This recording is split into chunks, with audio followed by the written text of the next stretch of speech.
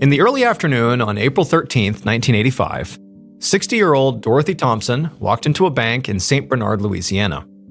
Her hip was really bothering her, so she was moving slowly, but at the same time, she was also trying extra hard not to limp or seem unsteady.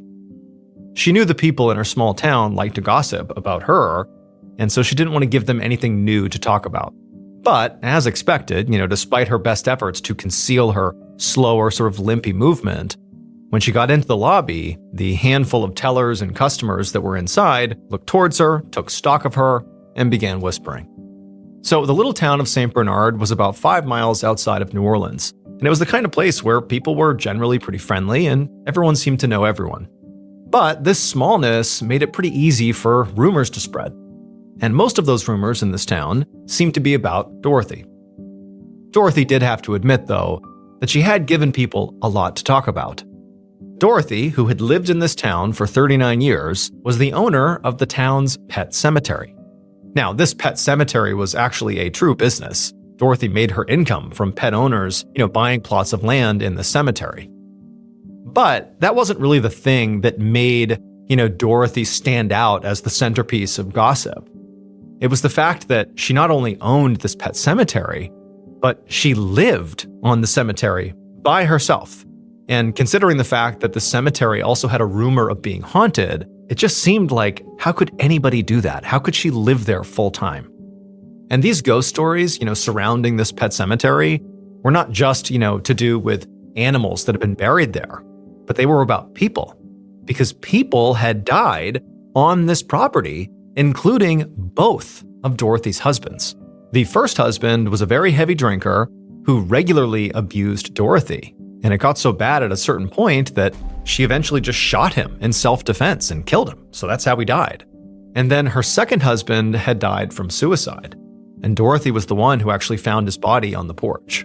And so these deaths had led to more stories about Dorothy and how she was some kind of husband killer. But what people didn't see was how much all this death really weighed on her. And when her mother died about 6 years ago, it had almost broken Dorothy completely. Dorothy and her mother were incredibly close, and after she died, Dorothy got so depressed that she had to be admitted to the hospital for quite a while. She was doing better now, but some days were still really hard. And so now, at the bank, Dorothy ignored the look she got as she approached the teller. She needed to get cash out to pay her handyman, Kenny Pommier, who had done some work at the cemetery that morning. And because Dorothy didn't actually drive, Kenny was also her chauffeur for the day, and he was outside right now, waiting to take her on a few more errands. So Dorothy told the teller how much money she needed, and then after they counted it out and handed it to her, Dorothy took the cash, turned around, and headed back outside. A couple hours later, around 4 p.m., Dorothy sat in the passenger seat of Kenny's car as he drove down a highway. They had just wrapped up at the grocery store, and now he was taking her back home. As they drove, the two made some small talk, mostly about the weather and also the work that Kenny had done that morning on the grounds. But the truth was, Dorothy didn't really know Kenny at all. I mean, she had just hired him the day before. But he seemed nice enough, and she was hoping he would stick around for a while. After all, she had had a pretty high turnover rate amongst her handymen over the last year, and so she was hoping now for some consistency. So both the pet cemetery itself and Dorothy's house, which again was on the cemetery grounds, required a lot of upkeep that Dorothy was just not physically capable of doing. Besides her bad hip, she also took medication for her depression that made her weak and sometimes very disoriented. Now, sometimes Dorothy would ask her neighbors for help, but generally speaking, she preferred to just hire people to do the work because, people needed steady work, she could give that to them, and she appreciated the help. However, the problem with hiring these handymen was that unfortunately, a few of her, former handymen had turned out to be criminals. Last fall, her handyman at the time, this guy named Elkin Childress, had lived with her and worked on the grounds, but Elkin was always just sort of wandering around and exploring the property instead of taking care of it. Then she had found out he'd been arrested for robbery, so she guessed that what he was really doing when he was walking around was casing the place, looking for ways to break in or to steal something. Luckily for her, he actually quit before she had to fire him. And the guy before Elkin was even worse. His name was Brandon Nodier. Brandon was a total loudmouth who had started working for Dorothy right after her mother had died. He and his wife Bonnie had moved in with Dorothy, so Brandon could keep up with the repairs while Bonnie drove Dorothy around. But, just like Elkin, the issue she ran into with the Nodiers was theft. The previous spring, Dorothy had had this really intense depressive episode and was taking a lot of medication for it. And while she was all, medicated and groggy, the Nodiers convinced her to sell them her land for basically nothing. But when Dorothy realized what had happened, she made the Nodiers move out and then got a lawyer to overturn the deal that she had signed. And so since last year, Dorothy, along with the Nodiers, had been in this horrible legal fight over this land. And she knew, the Nodiers, Brandon and Bonnie, were furious at her. And on top of that, Brandon, who was this huge loudmouth, just would not stop talking about this dispute. Not only was he talking about it in public, but he also kept contacting Dorothy to sort of talk her into dropping the suit altogether. But Dorothy was not about to drop this issue. I mean, this cemetery and the land had belonged to her mother, and now it was hers, like it mattered to her. She's not just gonna give it up. And so now, sitting in the passenger seat of the car, Dorothy watched as Kenny turned off the highway and eventually pulled into her driveway, which was quite long and wound through some thick woods, because remember, she lives on the cemetery. It's sort of secluded from society. And as the pair drove along this driveway and got closer and closer to her home, eventually she could finally see some of the tombstones up ahead. This cemetery was enormous, and basically any kind of animal you could imagine was buried here. Some of the graves were just engraved stone slabs, but others were pretty extravagant, including one human-sized Buddhist statue of somebody's pet cat. Kenny finally pulled up in front of the house and got out to help Dorothy carry in the groceries.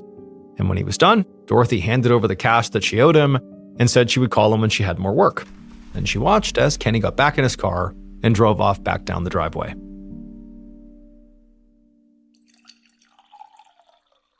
Around 9 p.m. that night, Dorothy poured herself a healthy glass of wine and went to her bedroom to turn on the TV. She'd spent the evening going through some bills and taking calls from cemetery clients, so by now she was exhausted. But as soon as she got into bed, she heard her phone ring on the other side of the house. Dorothy groaned and took her wine with her as she shuffled down the hallway to the kitchen to answer the call. And when she answered it, she heard her friend's voice, a woman named Patricia Newman. So Patricia was about half Dorothy's age, and the two of them had been introduced by a mutual friend 3 years earlier. Patricia had started out as more of a caretaker for Dorothy, since Patricia had experience working with the elderly. But they'd gotten along really well and became quite close, to the point where they had sort of a mother-daughter type of relationship. And since Patricia only lived about 10 minutes away, Dorothy did depend on her pretty much daily for things like supervising her medication and driving her to appointments. In many ways, Patricia was like the one person outside of the hired help that she did spend a lot of time with. And so that's actually why Patricia was calling now. She wanted to know if Dorothy still needed a ride to the pharmacy the following day. And Dorothy said that she did and said thank you. And then the two talked for a bit longer before ultimately saying goodnight.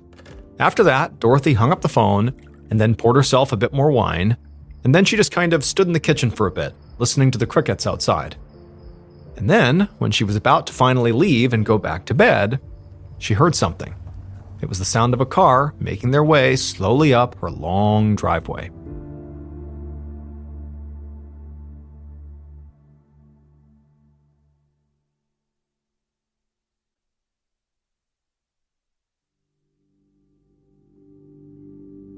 The following morning, a little after 1 p.m., the friend, Patricia Newman, pulled up outside of Dorothy's house and threw her car into park.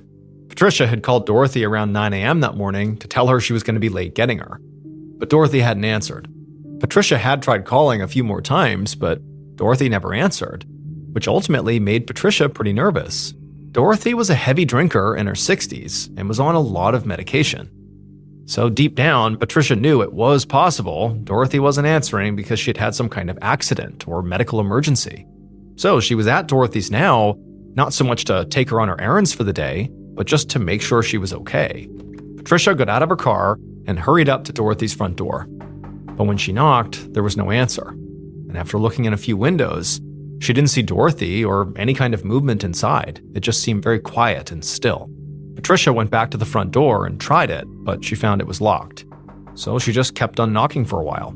And after a few more minutes of Dorothy not answering and not hearing or seeing any sign of life in there, Patricia felt worried enough that she left the front door and went to go call the police. Not long after that, Patricia was back at Dorothy's house, this time watching anxiously as 2 police officers forced Dorothy's back door open. The officers had gotten there just a few minutes ago, and Patricia had explained to them how Dorothy, could be inside and very likely was hurt or something was wrong here. And so the officers kind of fanned out and began searching around the house looking for a way in, and they found the back door was not locked, it was just jammed. So now they were in the process of getting it unjammed.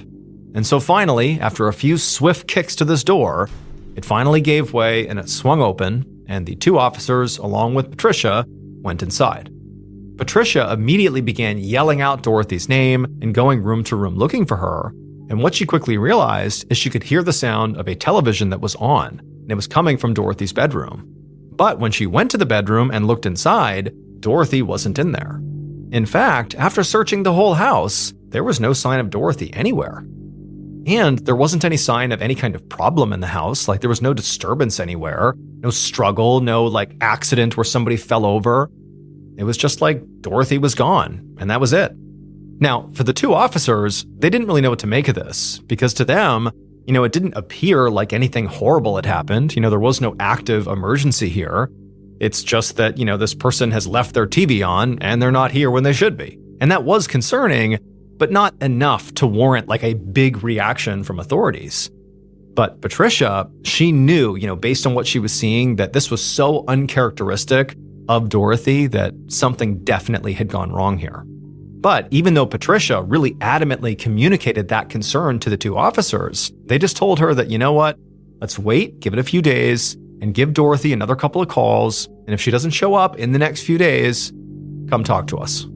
And so after the police left, despite Patricia having this sense that something's off here, she did what she was told. She went home, she continued trying Dorothy, but never got an answer. She called around town to see if anybody had seen her or heard from her, but no, nobody knew where she was. And so finally, after 4 days, Patricia put in another call to the St. Bernard Sheriff's Office. And this time, she absolutely begged them to do something, because Dorothy Thompson was still missing, and now Patricia was 100% certain that something bad had to have happened to her.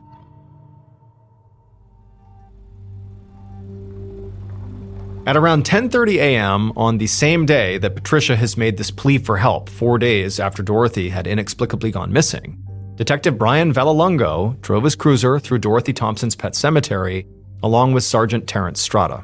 Both men worked for the St. Bernard Sheriff's Office, and they had been tasked to look into Dorothy's disappearance.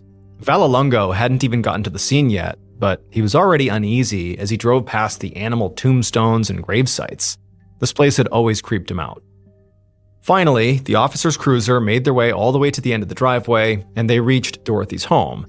And right away, Vallelongo could see there was a woman, maybe in her 30s, who he guessed was Patricia, who was standing by the front door. She seemed visibly anxious and impatient as she stood there waiting for Vallelongo and Strada to get out of their car. And when they did get out and walked over to her, she got straight to the point. She said the last officers had not actually done a real search of the place, just a sort of basic welfare check. And so now she needed them to do a full search of Dorothy's house and her grounds to make sure Dorothy really wasn't somewhere on this property. Vallelongo and Strada assured her that they would do that. But first, they needed her to start from the beginning and tell them about the last time she saw or spoke to Dorothy. Patricia seemed pretty irritated by this and said she'd already told the officers everything she had known, both on the phone call and then previously with those other officers who had done the welfare check. Like, can we please just get into the search? But Vallelongo insisted and said, look, I don't fully know the whole story, so please, give me some information. And so, begrudgingly, she would tell Vallelongo what she knew.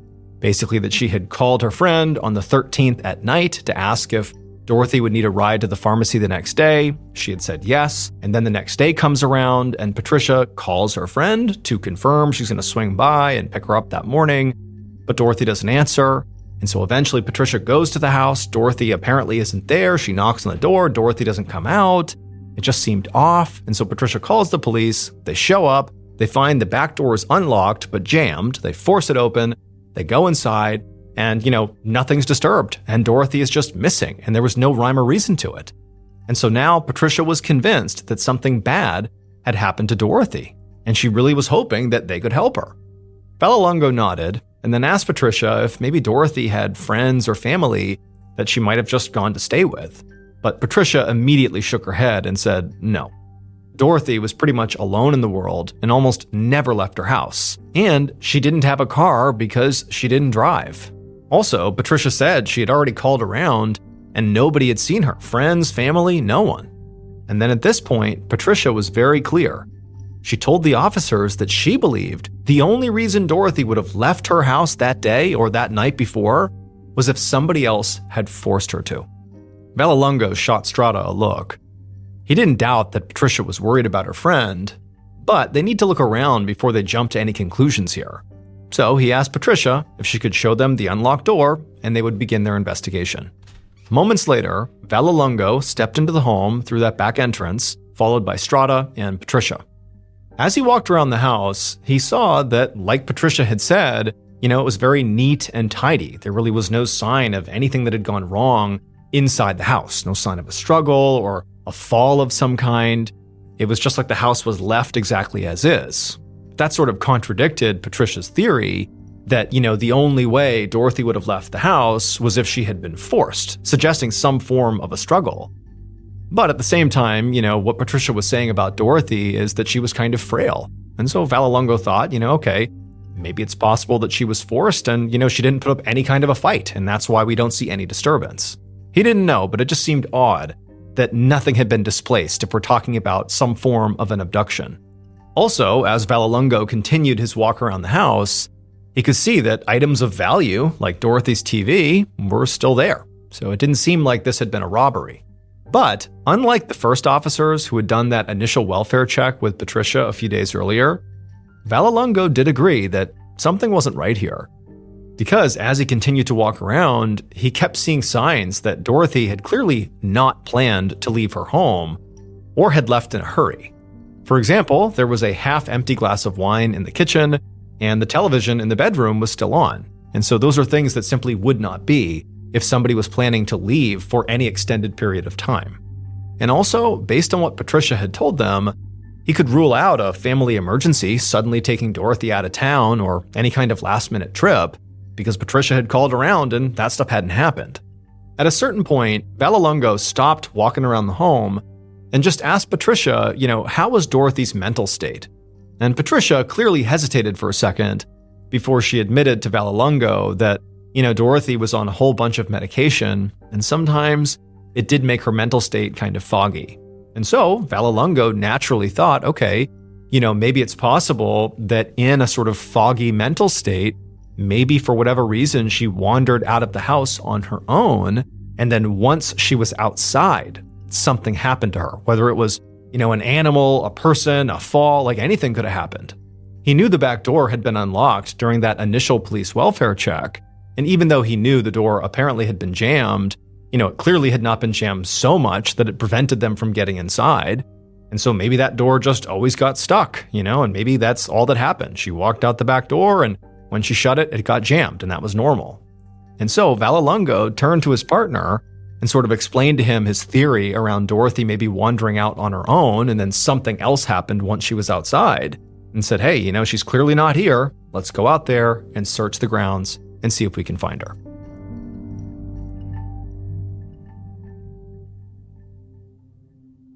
"15 days later, a little past 7 a.m. on May 3rd, 1985, Vallelongo stepped into Strada's office to give him an update on the case. At this point, Vallelongo thought it was extremely likely that foul play was involved here, because they had searched Dorothy's house and her property a few times at this point, and they had not found Dorothy anywhere, or any evidence to explain what had happened to her. Patricia had mentioned that Dorothy had a tattoo of a cross on her left index finger. So Vallelongo had spent the last couple of weeks calling around to local hospitals and morgues to see if any women had been brought in with that marking. Vallelongo also interviewed Dorothy's neighbors and the tellers at that bank that she had gone to shortly before she vanished, and also he had interviewed some people in town who just knew who she was. He'd also tracked down Dorothy's new handyman, Kenny Pommier, who the bank had said was with Dorothy on the day she vanished. He apparently was driving her around. But none of these people had heard from Dorothy since she vanished 20 days earlier. same as Patricia. Even though nobody knew where Dorothy was and really couldn't offer all that much information to help the investigation, it was like everybody Vallelongo spoke to had a pretty strong negative opinion of Dorothy. Like that she was this recluse and that she was kind of crazy, and people thought she had murdered her husbands and buried their bodies in the pet cemetery, and also her house and her land were haunted. But none of these rumors were going to do anything to advance the case. But it was interesting to Vallelongo that people felt this way about her. The only real lead that Vallelongo got was something he got from speaking to Dorothy's lawyer a few days ago, who had mentioned that Dorothy was in the middle of this very contentious lawsuit over the rights to her property with a pair of former employees named Bonnie and Brandon Nodier. And since Dorothy's case was looking more and more like an abduction or even homicide, the fact that there was this active lawsuit that Dorothy was embroiled in was a big red flag. So Vallelongo naturally knew he had to speak to Bonnie and Brandon. But as Vallelongo sat across from Strada at his desk and filled him in on all this, Strada's phone rang. Strada picked it up and listened to the person on the other end, and immediately there was this look of shock that came over his face. Strada thanked the caller and then hung up, and then told Vallelongo that a body had been found in the Mississippi River the day before, about 40 miles downriver from here, and they thought it could be Dorothy. Just a few hours later, Vallelongo and Strada stood with Patricia Newman inside of an exam room at the coroner's office. In front of them was a long metal table, and lying on this table was the body of the woman who had been found inside the river. Patricia had been asked to come in here and see if this was Dorothy. But as Vallelongo looked at the body, he didn't see how Patricia was going to be able to do that, because the body was already incredibly decomposed and very bloated. The medical examiner had said this woman had likely been in the water for weeks, and they hadn't done an autopsy yet, but any findings would probably just be a guess because of how badly damaged and decomposed the body was. The only thing they did know for sure was that this definitely was a homicide. The woman was found with a plastic bag tied over her head, and she was wrapped in a lot of very heavy chains, probably to weigh her down so her body would not float up and be found. And so Vallelongo looked over at Patricia, who looked visibly anxious as she stared at this body. She seemed kind of overwhelmed by the moment. She was shaking and she was just staring, sort of shocked. But eventually, after looking at the body, she spoke. And she actually said that she didn't think this was Dorothy. And for a second, Vallelongo was actually disappointed, not because he was hoping Dorothy was dead, but for the sake of the case, to figure out where she had gone. But then he remembered something. He stepped up to the body, he put on a glove, and gently examined the woman's left hand. And there, just visible on her index finger, was a tattoo of a cross. This was Dorothy.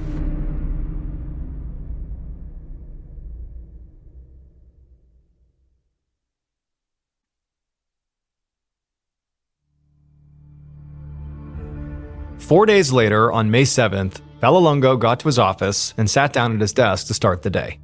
And he had a lot to do, because he was now in the middle of a homicide case. The medical examiner who had done the autopsy on Dorothy didn't find any water in her lungs. So as a result, they had decided the cause of death was most likely asphyxia from strangulation or suffocation, not drowning. Now, Vallelongo had known all along that it was possible somebody had abducted Dorothy from her home and killed her. But now that it was official, he was sort of reviewing the case notes from the beginning to see if anything had been overlooked, while this was still basically considered a missing persons case. And he started with the place Dorothy was last known to be, her house. Dorothy's home was incredibly neat and undisturbed, so it was possible Dorothy was lured from her home and killed somewhere else. But Vallelongo knew from talking to her neighbors and Patricia that Dorothy was, naturally pretty reclusive and did not leave her house easily. So it sort of made the most sense to him that Dorothy must have actually been killed in her home, and the reason the crime scene was so pristine was that Dorothy was overpowered really quickly. Now, originally, Vallelongo had considered Dorothy's current handyman, Kenny Pommier, to be a suspect, since he was the last one to see her alive, because he was the one who dropped her off at her home at 4 p.m., around the time she went missing. But Vallelongo had revisited Kenny and found that he had an alibi. But even if he didn't have an alibi, Vallelongo wasn't really sure what Kenny's motive would even have been. I mean, there'd been no sign of a robbery inside of her house. And on top of that, it just didn't seem like Dorothy had much money to begin with, like she wasn't wealthy. And also the way she died, strangulation or suffocation, that's so personal. And so whoever would have done that would have had to have a reason for it. But so far, Vallelongo had not spoken to anyone who really had a serious issue with Dorothy. I mean, people definitely had opinions about Dorothy, but it was almost like people said, stay away from her. She lives on haunted land and she's killed her husbands, but it just seemed like rumor mill. There didn't seem to be somebody who really had a targeted issue with her. There was that outstanding lawsuit with the Nodiers, the two people who were, battling over the rights to her property, but it wasn't clear to Vallelongo if in the middle of this lawsuit was like real hatred between the parties. He had yet to see that. And so at this point, Vallelongo felt like his biggest problem was that he really had no real evidence. There were no witnesses, and they'd searched Dorothy's house repeatedly at this point, and they hadn't found anything useful. And there were no forensics on Dorothy's body. Since her body had been in the water for so long, all the forensics had been washed away. But just then, there was a knock on the door, and an officer poked his head in and told Vallelongo that he had something that he might want to come see. And so Vallelongo got up and he walked over, and the officer said that they had just brought this guy in for writing bad checks, and it turns out his former employer was Dorothy Thompson. Vallelongo was immediately interested and asked for more information. And the officer told him that this man's name was Elkin Childress, and he had been the live-in caretaker for Dorothy for 2 months last fall. And Elkin had told the officers who had arrested him that the reason he had wanted to work there at the pet cemetery for Dorothy was to find the treasure. Apparently, along with all the other rumors about Dorothy, there was another rumor that hundreds of thousands of dollars were, buried somewhere on Dorothy's property. And Elkin had become obsessed with finding it, but he said he never did. When Vallelongo heard this, he felt his pulse pick up. He'd never heard this treasure rumor, but it wasn't any crazier than any of the other rumors he had heard about Dorothy.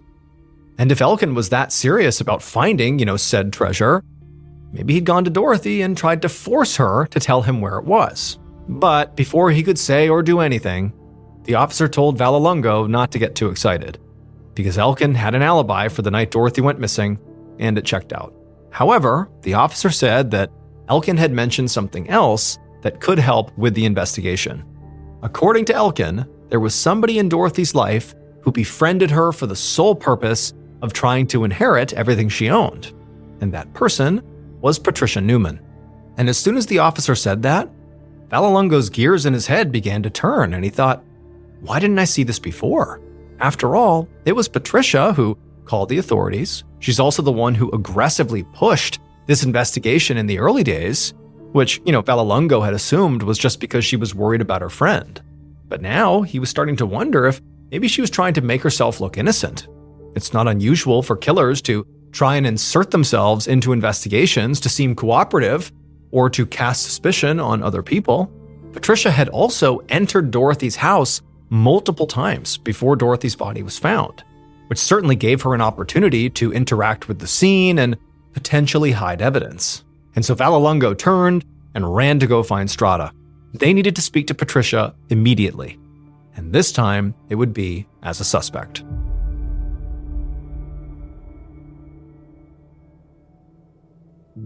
On May 8th, so 6 days after Dorothy was found in the river, Vallelongo once again met with Dorothy's close friend, Patricia Newman.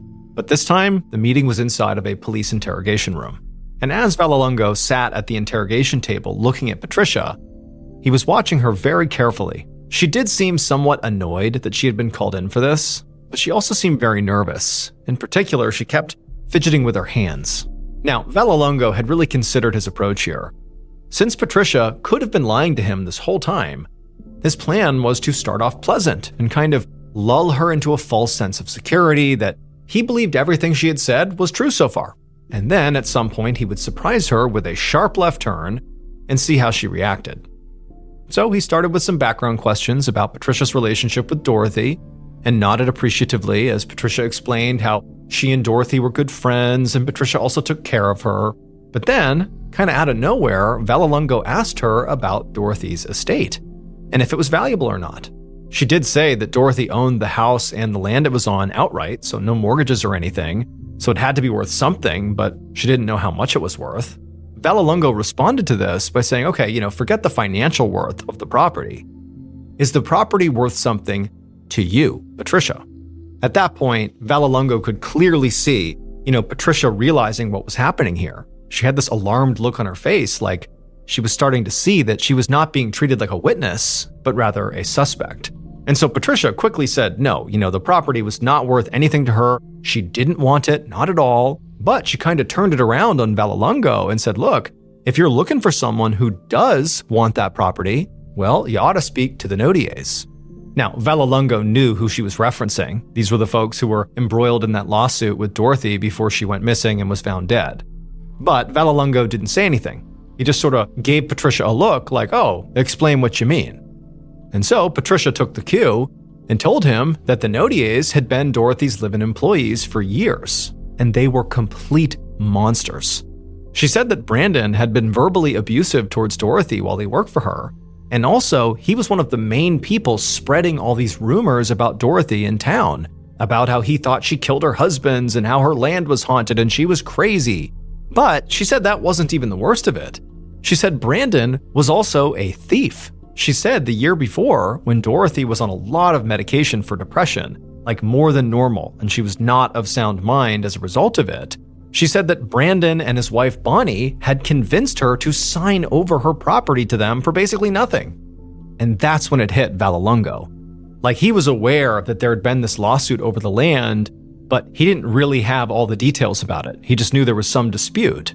And he also knew that Dorothy's lawyer had mentioned the Nodiers days ago, but that was also right before Dorothy's body had turned up and things had been sort of hectic, and so Vallelongo had not followed up with her lawyers yet. And so he didn't really have the context of, how nasty this legal fight really was. Patricia said she had convinced Dorothy to get a lawyer and to fight this, that it was not right they were doing this to her. And Dorothy had done that. She'd gotten a lawyer, and in fact, her and the Nodiers' court date had happened just 10 days before Dorothy went missing. As Vallelongo was listening, it was like he couldn't believe it. This was so obvious, and it was right in front of him the whole time. The Nodiers would clearly benefit from Dorothy's disappearance, and pretty clearly, there was real beef between the parties. So at this point, Vallelongo kind of shifted tactics and was less interested in looking at Patricia as a suspect, and instead assured her that, he would speak to them. Now, Vallelongo did speak to Patricia for a bit longer. I mean, she was still a suspect. She was very close to Dorothy, who was this older woman with no obvious heirs, and Vallelongo had not seen Dorothy's will yet, but, he wouldn't be that surprised if Patricia was in there. And if she was, that would prove she would have also benefited from Dorothy's demise, just like the Nodiers would. But regardless, Vallelongo knew he was well overdue for a conversation with the Nodiers. So they were going to be his next call. 3 days later, in the afternoon on May 10th, Vallelongo found himself back in the precinct's interrogation room. But this time, it was a bit more crowded. He'd managed to track down 31-year-old Brandon Nodier for an interview. And while Brandon had agreed to talk to Vallelongo, he had also insisted on having his lawyer present as well, which immediately signaled to Vallelongo that Brandon likely had something to hide here.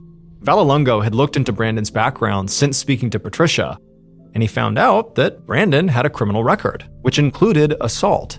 Vallelongo also spoke to a few people in town about Brandon, and he had been told that Brandon apparently had a very hard time keeping his mouth shut. He apparently consistently seemed to threaten or go off on people whenever he got even marginally upset. He was a hothead and a loudmouth. So, given all this, Vallelongo expected Brandon to be at least somewhat antagonistic or defensive in this interview. But when Vallelongo asked him about this, highly contentious lawsuit with Dorothy, Brandon didn't seem like an angry loudmouth at all. Instead, he just seemed confused.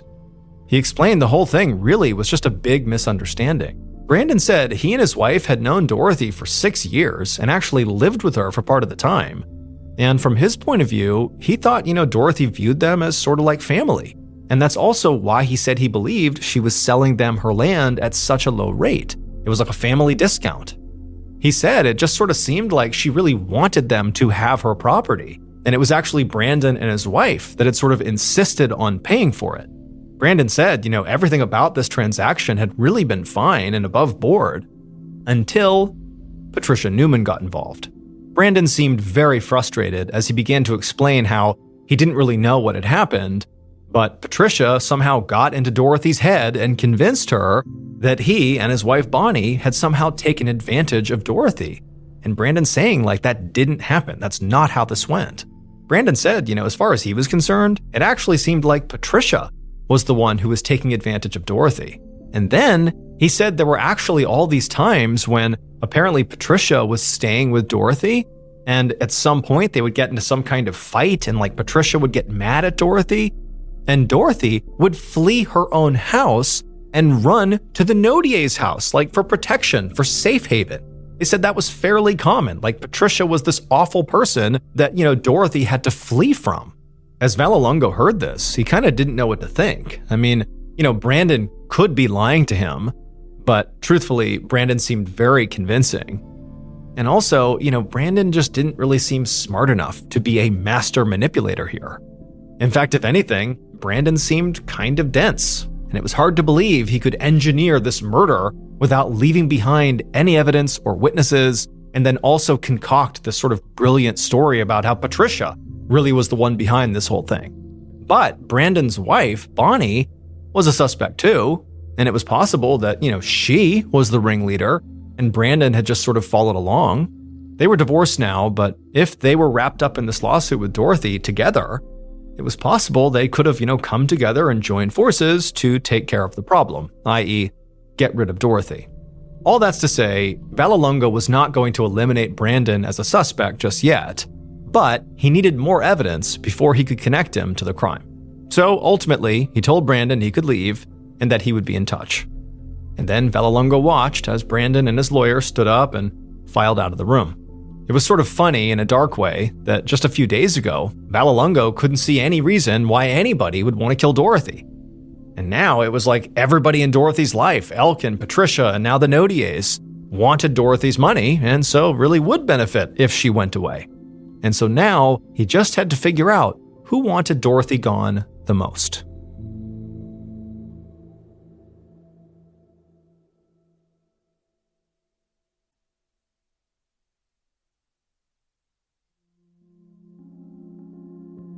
About 5 months later, in October of 1985, Vallelongo stood in the middle of Dorothy's pet cemetery along with Sergeant Strada in total disbelief, because all around them, almost every single tombstone had been completely smashed.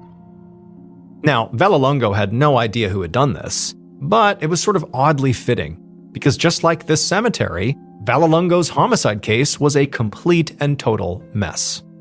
Since May, Vallelongo and some other investigators had questioned both Patricia and Brandon Nodier multiple times, but all they ever did was point the finger at the other one. And now, the two primary suspects in Dorothy's murder were essentially at war over her property. After Dorothy's will was read, it would turn out that Patricia Newman had inherited a huge chunk of her estate, including whatever proceeds came from the cemetery business. But the Nodiers were saying that no, you cannot just give that to Patricia because the property is theirs and so the business is theirs because Dorothy had signed it all over to them. And the lawsuit to overturn that sale, despite it being very contentious, it had not been resolved yet. So you can't just shuffle it over to Patricia. And on top of that, Bonnie Nodier, Brandon's ex-wife, had literally moved into Dorothy's house, making it even more complicated. And so that was why the St. Bernard Sheriff's Department and the state police were at the pet cemetery right now. Patricia was there and trying to get access to the house since she needed to get some of Dorothy's things, and Bonnie wouldn't let her in. Now, the uniformed officers had just gone there to make sure everybody played nice. But Vallelongo and Strada had tagged along specifically to try to ask Bonnie a few questions. Now, Bonnie was still very much a suspect in Dorothy's murder, but so far, investigators had actually not been able to interview her. And Vallelongo had hoped that maybe this was their chance. However, when they arrived, Bonnie was extremely angry and she refused to speak to anyone and told all the officers and Patricia to get off her property. And even though the officers, along with Patricia, had eventually gotten inside and Patricia took what she needed, the officers had not been able to get Bonnie to say anything to them. She refused. And so now, Vallelongo and Strada walked back to their cruiser, past all these shattered tombstones, feeling very frustrated that they had multiple suspects here and no way to eliminate any of them. Brandon Nodier would directly benefit from Dorothy's death, because if she was dead, then the lawsuit he was embroiled in would get dropped, and he would by default take control of Dorothy's land. He also had a criminal record, and according to Patricia, had been horrible to Dorothy when they lived together. Brandon's ex-wife, Bonnie, could have helped him do it too, since after all, she was named in that lawsuit as well. And she had taken full control of Dorothy's house after she died, so clearly she was intent on living there. But Patricia also could have been highly motivated to get Dorothy out of the picture, since she was named in the will. And she'd seemed really controlling of Dorothy and had repeatedly inserted herself into the investigation. And then there was the handyman, Elkin Childress, who had been eliminated through his alibi, but Vallelongo felt like he deserved another look. He had admitted that he was obsessed with finding treasure on Dorothy's property, and now all the gravestones were mysteriously smashed, which could indicate that maybe he had come back and this was, part of his attempt to find the treasure. Maybe they were inside the gravestones. Then again, if they're going to treat Elkin like a suspect, well, then anybody who had heard rumors about the treasure on Dorothy's land was also a suspect. And considering how the residents of St. Bernard clearly gossiped a lot about Dorothy, it seemed like that would mean basically everyone in town was a suspect. But without any forensic evidence or witnesses, Vallelongo didn't see how they would ever be able to connect anybody to this crime. Still, he and Strada got back in the cruiser and headed back to the station to keep at it. The investigative team kept working this case diligently for weeks and then months, interviewing and re-interviewing suspects and speaking to people who knew Dorothy. They even met with a psychic who claimed she knew who the killer was. And some people even called in with tips that they had seen Dorothy's ghost in the area, and they would even go follow up in case maybe Dorothy was there. But none of that went anywhere. None of it amounted to any new, meaningful evidence that the police could actually use to bring somebody to court.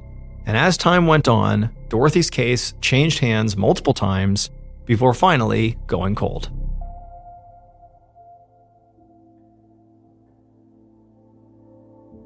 "24 years later, on a Thursday afternoon in late September of 2009, Detective John Duran sat at his desk in the St. Bernard's police precinct doing some paperwork. And he just put his pen down and leaned back in his chair to take a break when another detective poked his head in and told Duran, hey, the caller was on the phone. And Duran knew exactly who he was talking about. A few days ago, an anonymous caller had put in a tip to say he had information about an old cold case from 1985, the murder of the lady who owned that pet cemetery. And Duran had known immediately that the caller was talking about Dorothy Thompson. Duran had actually used to cut the grass at the pet cemetery when he was 15 years old, and so he and his friends knew all about Dorothy. How she was, this eccentric recluse who potentially murdered people and who turned up dead one day. But during the first call, this tipster had gotten spooked and hung up without giving his name. And as soon as Duran picked up the phone to speak to the caller, he immediately said, whoever this is, you're not going to get in any trouble here. We just want your name and your location. I want to come talk to you and just hear what you know. You're not going to get in any trouble. Can you do that? There was a pause, and then the caller reluctantly agreed. Later that day, Duran and another detective sat in the living room of a New Orleans home, right across from a very fidgety-looking older man. The man's eyes kept darting all around the room, and periodically he kept looking over his shoulder like somebody was going to, jump out at him. And it occurred to Duran as he was watching this guy that he didn't just seem nervous, about the information he was going to spill to them. He actually seemed pretty genuinely terrified. But finally, the man took a steadying breath and said he knew who killed Dorothy, and he had known for years. Now, the guilt of knowing was haunting him, literally. He told the detectives that he had been seeing Dorothy's ghost, covered in chains, and asking him to come forward. Now, at this, Duran raised his eyebrows skeptically, but didn't say anything. This was a pretty crazy start to the story and pretty hard to believe. But at the same time, it didn't really matter what, prompted this guy to come forward. It mattered what he had to say. And so, with an open mind, Duran, along with his partner, just sat there and waited. And eventually, the old man, despite being very scared and timid, finally did just come out and say what he knew.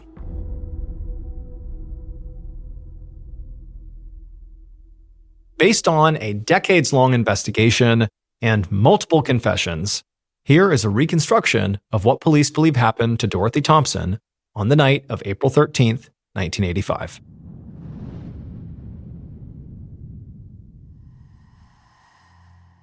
Sometime after 9 p.m. that night, the killer was sitting behind the wheel of their truck, making their way up the long, winding driveway through the woods towards Dorothy's house. And as they drove along, the killer found themselves sort of looking out the window and taking in the sights, the tombstones, the trees, the house up ahead, the whole property, taking it all in. And as they did that, they thought to themselves that it was time to stop waiting for their fortune to arrive. They needed to take it. Because Dorothy did not deserve to have this. In fact, the killer believed Dorothy didn't deserve to live. And so the killer eventually arrived right outside of Dorothy's house, and they stopped their truck, they threw it in park, and then, calm as can be, they got out and they walked around to the back of the house. There, they knocked. And eventually, Dorothy, made her way to the door, and she looked out through the glass and she saw this person, the killer, and she looked confused. But it didn't stop her from opening the door. And as soon as she did, the killer didn't hesitate. They jumped on top of her. Dorothy tried to scream, but the killer immediately wrapped their hands tight around her throat, and she went silent. And then in silence, they strangled Dorothy until she stopped moving. Then, once Dorothy was crumpled, lifeless on the ground, the killer found some sheets and wrapped them around Dorothy's body and then dragged her outside to the waiting truck. Once they put Dorothy's body in the truck, they drove to a section of the Mississippi River not far from Dorothy's house. There, the killer got out, and they grabbed Dorothy's body and they tied her hands and her feet together and also, just in case, put a plastic bag tightly over her head. Then they wrapped her body in chains. And then once she was all prepped, the killer, calm as can be, lifted her body up, walked over to the Mississippi River, and threw her in. Moments later, the killer was back inside their truck, driving along, feeling better than they had in months. Because now that Dorothy was gone, all their problems were solved. It would turn out Dorothy Thompson's killer was indeed Brandon Nodier. He had not only tricked Dorothy into selling him her land at a very cheap price, but also, when she figured out he had basically conned her, she sued him at Patricia's urging. And when that happened, Brandon thought, okay, well, if I just kill Dorothy before this lawsuit gets dismissed, because they're going to figure out that this was not fair, that I did con her, if I kill her now, well, by default, the charges get dropped and the sale goes to me. The property is mine. On the night of the murder, Brandon was not alone. He actually asked another one of Dorothy's former handymen, a guy named James Tregler, to come along with him and basically just wait in the car. And so he had done that. Now, Brandon was an incredibly violent person, and he did not think twice about murdering Dorothy to make sure the lawsuit got dropped. But Brandon also had a famously big mouth, and he told his entire friend group what he had done. And so basically, all of Brandon's friends were aware of this horrible crime, and they totally believed what he said because they were fully capable of him being able to commit extreme violence, but they were scared of him. And that's why none of the friends came forward to say, what they knew. But finally, one of these friends was so haunted by their knowledge of this crime that they did eventually come forward. That was the caller who, told the detectives what happened. And in their rendition of what happened, they said Brandon didn't act alone. There was somebody else, a guy named James Tregler. And so as a result of that tip, it would take another 4 years, but they would ultimately speak to James Tregler, and he would confess to having been there on that night. And with that, they had enough evidence to finally charge Brandon for the murder. Brandon ultimately surrendered to authorities in 2012, and he would get a 10-year sentence for pleading guilty to Dorothy's murder. Brandon's ex-wife, Bonnie, was not involved. As for James Tregler, the other handyman who drove with Brandon on the night of the murder, He always maintained that he didn't know the murder was going to happen, and so he was given immunity from prosecution in exchange for his testimony. Even though the pet cemetery is still standing today, it's now abandoned and totally overgrown. However, treasure hunters continue to walk around the property, with their metal detectors, hoping that they'll be the ones to finally find the treasure that's buried there. Chichijima is a small Japanese island about 500 miles south of the Japanese mainland. During World War II, the Japanese put a base on this island, and they put 2 radio towers at the top of the 2 mountains on the island. These radio towers became integral to the Japanese communication and surveillance operations in the Pacific during the war. And so at that time, the island was heavily fortified with up to 25,000 troops and huge anti-aircraft guns. Because of the island's obvious strategic value to Japan, the Americans wanted to take it from them. But American military strategists advised against that, saying that any amphibious landing of this island would result in massive casualties for Americans, and the Japanese would likely just repel the attack anyways. And so the Americans decided to go with the next best thing, which was to attempt to bomb the 2 towers and cut out their communications. So in June of 1944, American aircraft carriers, which are those huge ships that planes can take off of and land on, they headed for the island of Chichijima. And once the island was completely surrounded, the Americans began launching their pilots to try to take out these towers. But the Japanese fought back in a major way, and despite taking heavy casualties on their side, they repelled every American air raid and kept them from bombing their towers. After several months of these failed missions over Chichijima, the American military leaders were incredibly frustrated. They knew this was going to be a difficult mission, but they didn't expect it to be this difficult. However, this island was so strategically important that the Americans knew they had to just keep on sending pilots in until they took out these towers. And so in September of that year, the Americans were back to planning another raid over Chichijima Island, and one of the pilots selected to go on this particular raid was a 20-year-old named George, who actually was the youngest pilot in the United States Navy at the time. But despite his age, he had actually flown in several combat missions already and had actually been shot down already and had to eject into the ocean and was subsequently rescued. On the morning of this raid, George, along with his 2-man crew, which was his radio operator named Dell and his door gunner named Ted, they boarded the plane, and then at 7:15 a.m., George and his crew took off, along with dozens of other American aircraft that were part of this operation. George immediately climbed above 8,000 feet because that would put them outside of anti-aircraft gun range. And so the way this mission would work is all these pilots would fly over the island, and then in order to drop their bombs, they would have to dive down below 8,000 feet and then manually drop their bombs and then try to get back up above 8,000 feet and out away from the island. And so George had run missions like this before, and so he was one of the first to actually make that dive down to the island. And as soon as he went below 8,000 feet, the island just erupted with anti-aircraft gun fire. And so all these rounds are coming up, flak is popping all over the place, and George almost immediately notices the side of his plane gets hit. But the plane's stable enough that he decides he's just going to keep on diving down and complete the mission. And he's yelling back to Ted and to Dell to hold on, and they get all the way down to 3,000 feet when George releases 2 500-pound bombs that are direct hits on the radio tower he was assigned to bomb. But at this point, George's plane is now engulfed in flames. It can barely fly. And so George is again yelling at Ted and Dell to hold on. He's pulling back on the lever, and he begins to turn himself away from the tower out towards the water. And he manages to fly away from the island, but he can feel the plane starting to go down.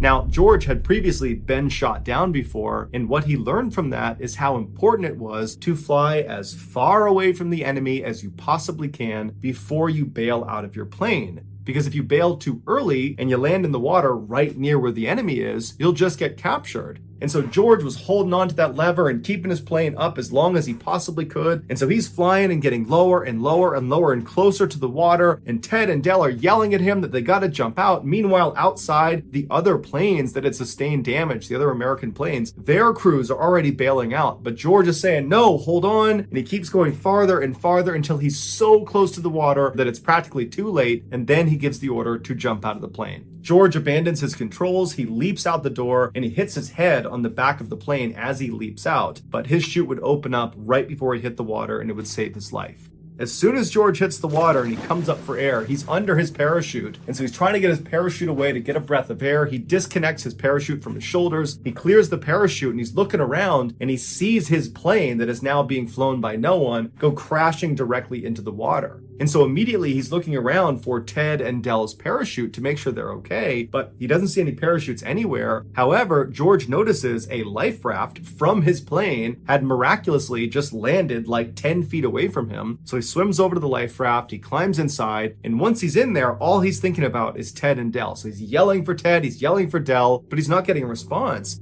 And so George turns around in the raft. So now he's facing towards the island, and to his horror, way off on the horizon, right near the edge of this island, are Japanese patrol boats that are speeding in his direction. He knows they're coming to get him and the other people that had jumped out of these planes. And so George turns back around, he leaps onto his chest on the front of this raft, and he starts using his hands to swim as fast as he can away from this island. The whole time he's screaming out for Ted and Dell in hopes he's going to find them. Little did he know that both of them had not survived the crash. One had not even jumped out of the plane and had died on impact, and the other had jumped out, but their parachute had not inflated. And so George is swimming as fast as he possibly can, and he's yelling out for Dell and for Ted, and he's looking, but he doesn't hear them, he doesn't see them, and he knows that not only is he not going to find his friends, but there's just no way he's going to outswim these boats. And so at some point, he just turns around and sits in the raft, and he's looking towards these patrol boats, and he knows that at some point they're going to come up here and they're going to capture him.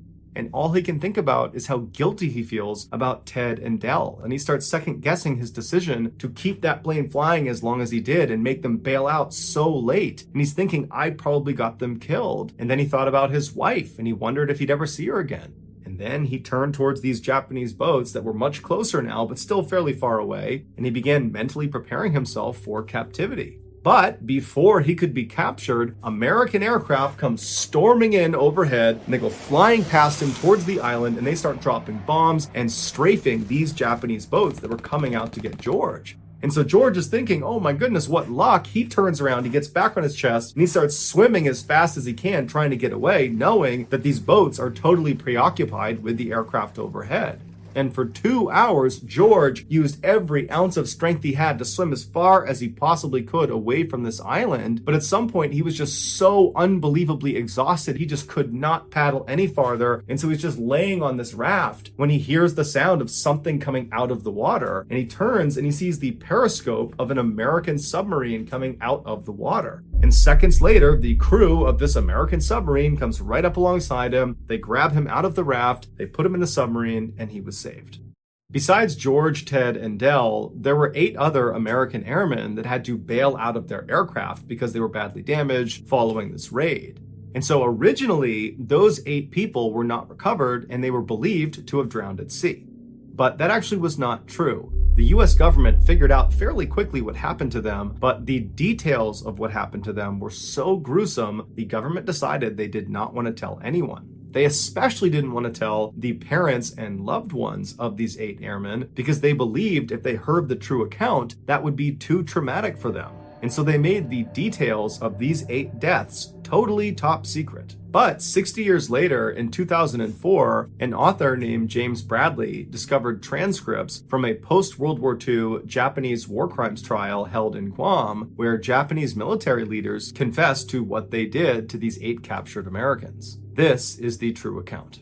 Unlike George, these 8 other airmen bailed out almost immediately after they got out over the water. And so that placed them in the water very close to the island. And so before the American aircraft could come in and save the day, like they did with George, these 8 airmen were scooped up by the Japanese and brought back to the island. The Japanese soldiers on this island for the past several months have been getting constantly bombed by American aircraft, inflicting a very high casualty rate. And so these soldiers hated the Americans and they wanted revenge against the Americans. And so suddenly you have these 8 American prisoners on this island with no one to protect them. And so what do you think happens? The Japanese decide they're going to exact their revenge on these 8 men.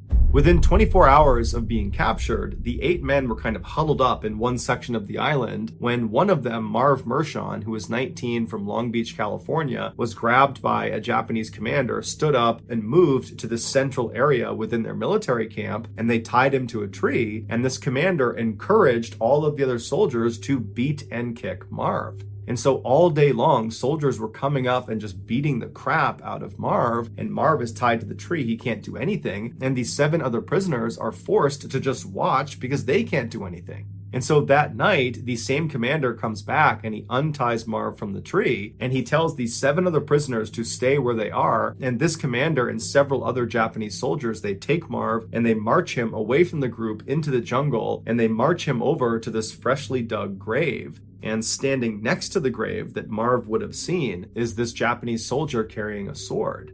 And so Marv is told to walk up to the edge of this grave. They tell him to kneel down in front of this grave, and they let him smoke a final cigarette. And apparently Marv very calmly smoked the cigarette, and when he was done, the man with the sword put a blindfold on Marv and then told Marv to extend his neck. And as soon as he did, he was beheaded. Afterwards, they buried him inside of this grave. That night, one of the high-ranking Japanese generals on the island, a man named Yoshio Tachibana, who was an alcoholic and was notorious for his sadistic tendencies with prisoners, he was sitting around drinking, having a good time, when he decided that his soldiers, they needed to prove they had what he called the fighting spirit. And the only way they could show they had this fighting spirit was by consuming human flesh. And so Tachibana ordered his soldiers to go exhume Marv from his shallow grave, and then Tachibana sent over one of his surgeons, and he told him to remove Marv's thigh. So the surgeon goes over, he surgically removes Marv's thigh, he gives it to one of the cooks, and the cooks, they make this huge meal using Marv's thigh, and they serve it to Tachibana and his other high-ranking officers and some soldiers. And apparently, Marv's thigh tasted so good with soy sauce and with sake that Tachibana ordered his soldiers to go back and cut more meat off of Marv, which they did.